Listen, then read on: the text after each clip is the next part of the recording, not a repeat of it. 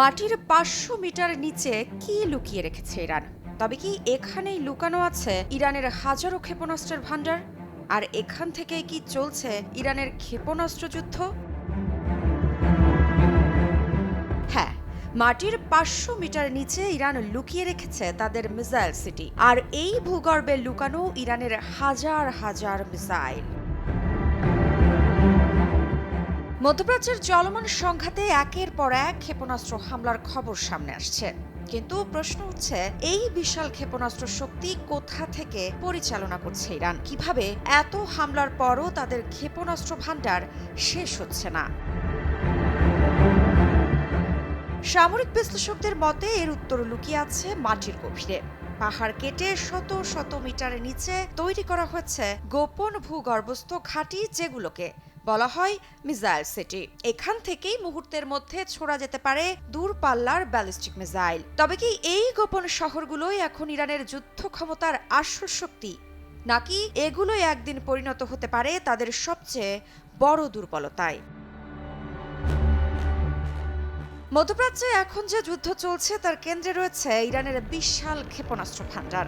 ২০২২ সালে মার্কিন সেন্ট্রাল কমান্ডের এক হিসাব অনুযায়ী ইরানের কাছে ৩,০০০-এরও বেশি ব্যালিস্টিক মিসাইল রয়েছে।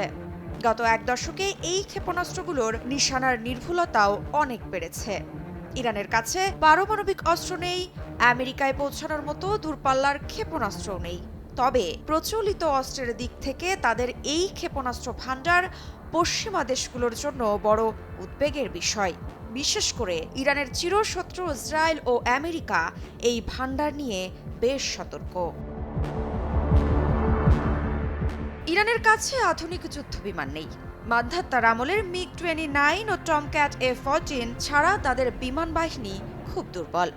গত বছরের জুনে ইসরায়েল যুক্তরাষ্ট্রের টানা ১২ দিনের হামলায় আকাশ প্রতিরক্ষাও অনেকটা ভেঙে পড়েছে। তাই এই ক্ষেপণাস্ত্র ভান্ডারই এখন ইরানের প্রধান ভরসা।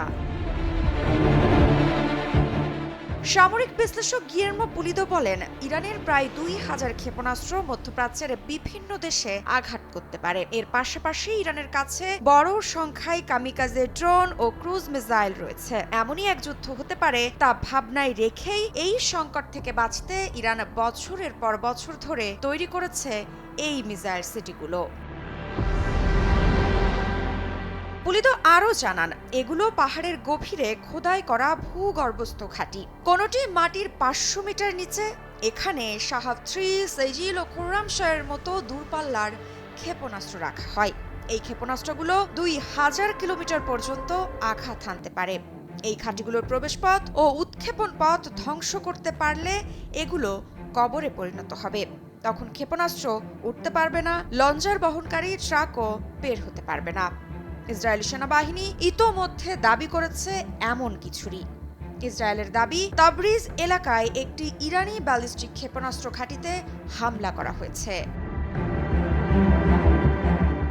এই সংঘাতকে পুলিদো বলছেন নতুন ধরনের যুদ্ধের নিখুঁত উদাহরণ। তিনি এর নাম দিয়েছেন সালভো যুদ্ধ। এই যুদ্ধে ভূমি দখল নয়, বরং প্রতিপক্ষের ক্ষেপণাস্ত্র ভান্ডার ধ্বংস করাই মূল লক্ষ্য। ট্যাঙ্ক, যুদ্ধজাহাজ বা বিমানের বদলে এখন যুদ্ধ হচ্ছে ক্ষেপণাস্ত্রে।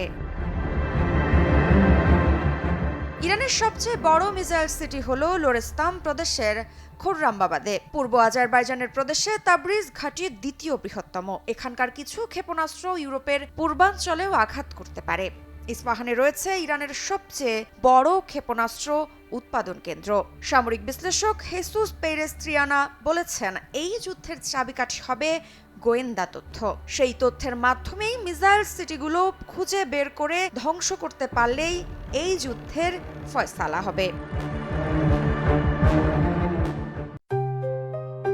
JBS holdings limited. অর্থাৎ মধ্যপ্রাচ্যের এই নতুন যুদ্ধে এখন লড়াই শুধু আকাশে বা মাটিতে নয়, বরং মাটির গভীরেও। এখন প্রশ্ন হলো, ইরানের এই গোপন মিসাইল সিটি কি তাদের অজেয় করে তুলবে, নাকি সেগুলোর অবস্থান ফাঁস হলেই বদলে যাবে পুরো যুদ্ধের ফলাফল? মৃত্তিকা সিনহা বিশ্বাস, নিউজ 24।